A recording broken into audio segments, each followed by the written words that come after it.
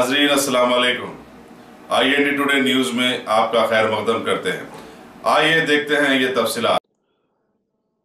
मंजली से मिले हल्के कारवान कौसर मोहिउद्दीन और नानानगर कॉरपोरेटर मोहम्मद नसीरुद्दीन ने आज कारवान हल्के में इंतखाबी मुहिम का आगाज किया।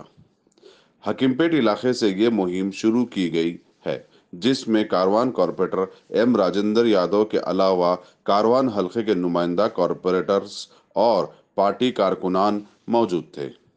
11 तारीख को असद साहब कोड डालना है, MP साहब को दुआ में अलग दुआ की तरफ।